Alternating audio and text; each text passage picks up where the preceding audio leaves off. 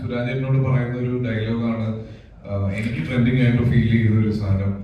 നമ്മുടെ ലൈഫിൽ എന്ത് പ്രശ്നം ഉണ്ടാകുമ്പോൾ കാറ്റ് കല്ലടിച്ചോണ്ട് നമ്മളിത് ഇങ്ങനെ നിൽക്കണം എന്ന് പറയും. അത് ഭയങ്കര മീനിങ് ഫുൾ ആയിട്ടുള്ള ഭയങ്കര മോട്ടിവേഷൻ ആയിട്ടുള്ള ഒരു ഡയലോഗാണ്. ഞാൻ അത് അനുഭവിച്ച ആളാണ്. ഒരുപാട് സിനിമകൾ ഇറങ്ങുമ്പോഴും ഞാൻ കാറ്റ് കല്ലടിച്ച പോലെ നിന്നുകൊണ്ടാണ് എനിക്ക് ഇപ്പോഴും സിനിമ ചെയ്യാൻ പറ്റുന്നതെന്നാണ് എനിക്ക് തോന്നുന്നത്. അത് തങ്കത്തിന്റെ പല സിറ്റുവേഷൻസിലും വരുന്ന ഡയലോഗ്, പ്രത്യേകിച്ച് എനിക്ക് തോന്നുന്ന ആളുകൾ കരഞ്ഞു പോകുന്നു എന്ന് നമ്മൾ പറയുന്ന ടൈലന്റിലെ ഏറ്റവും മീനിങ് ഫുൾ ആയിട്ടുള്ള ഡയലോഗ്സിൽ ഒന്ന് അതാണ്.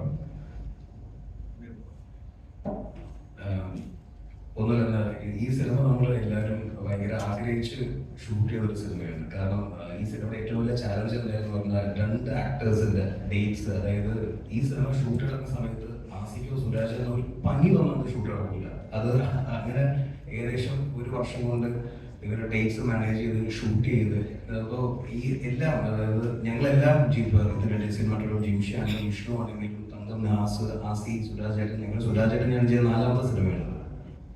അപ്പോൾ ഞങ്ങൾ ഒരുപാട് സുഹൃത്തുക്കൾ വളരെ ആഗ്രഹത്തോടെ ചെയ്ത ഒരു സിനിമയാണ്.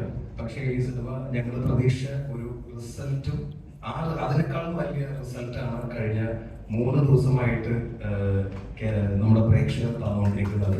കാരണം ഏതൊരു സിനിമയും നമ്മൾ ഇപ്പോൾ ഫസ്റ്റ് ഡേ സിനിമ റിലീസായി, ആ ഫസ്റ്റ് ഡേനെക്കാളും സെക്കൻഡ് ഡേ അതിന്റെ കളക്ഷൻ ഇൻക്രീസ് ചെയ്യുക, തേർഡ് ഡേ അതിനേക്കാൾ ഇൻക്രീസ് ചെയ്യുക.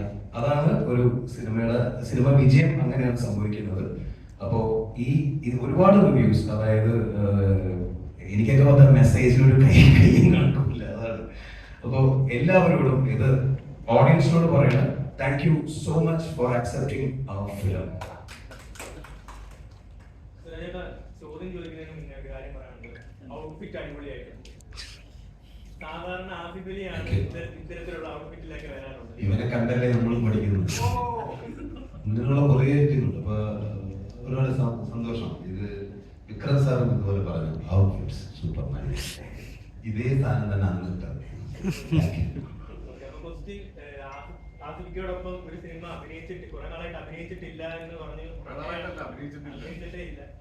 ഓക്കെ, അപ്പൊ ഇതില് ത്രൂ ഔട്ട് നിങ്ങൾ ഒരുമിച്ചാണ്. ഇനി ഒരു സ്ക്രിപ്റ്റ് ആസിഫലിയോടൊപ്പം അഭിനയിക്കാനായിട്ട് വരുവാണെങ്കിലുള്ള റിയാക്ഷൻ പറയാൻ വരുമ്പോൾ ഇനി ആസിഫുമായിട്ടാണ് അഡ്വാൻസ് ഡേറ്റ് പറ എന്ന് പറയുന്നത്. മാറാതിരിക്കാനാണ് അഡ്വാൻസ് കേട്ടോ. കാര്യം എന്നെ ഓക്കെ എന്ന് പറഞ്ഞിട്ട് പിന്നെ മാറ്റിക്കില്ല. ആദ്യം അഡ്വാൻസ് എന്നെ ബ്ലോക്ക് ചെയ്തു. റെഡി. എല്ലാവരും പറയുന്നത് നല്ല കോമ്പിനേഷൻ ആയിരുന്നു. ആ കോമ്പിനേഷനിൽ ഇത്രയും ഒരു ഹിറ്റ് സമ്മാനിക്കാൻ കഴിഞ്ഞതിൽ ഒരുപാട് സന്തോഷം. ഇനിയും അത് സംഭവിക്കട്ടെ. ഞാൻ റെഡിയാണ്. പിന്നെ പിടിക്കാമോ സാർ? അപ്പോൾ എല്ലാവർക്കും ഒരുപാട് നന്ദി. ഈ രാവിലെ തന്നെ ഇങ്ങനെ ഒരു പ്രസ് മീറ്റ് വെച്ചതിലും നിങ്ങൾ എല്ലാവരും എത്തിയതിലും ഇത്രയും പ്രശ്നങ്ങൾ ഇത്രയും ആക്റ്റീവായിട്ട് കൂടെ നിൽക്കുന്നതിൽ ഒരുപാട് സന്തോഷം. എപ്പോഴും ഈ ചിരി എന്നെ കാണുമ്പോഴും ഞങ്ങളെ കാണുമ്പോഴും നിങ്ങളുടെ മുഖത്തുണ്ടാവട്ടെ എന്ന് ഞാൻ ആഗ്രഹിക്കുന്നു. ഈ സിനിമ ഇനിയും അർഹിക്കുന്ന ഒരു വലിയ വിജയമുണ്ട്. അതിലേക്ക് എത്തിക്കാൻ നിങ്ങളുടെയും കൂടെ സഹായം വേണം. ഉറപ്പായിട്ടും ഓൺലൈൻ മീഡിയ എന്നുള്ള രീതിയിലും TV മീഡിയ എന്നുള്ള രീതിയിലും എല്ലാ സപ്പോർട്ടും ഞാൻ പ്രതീക്ഷിക്കുന്നു.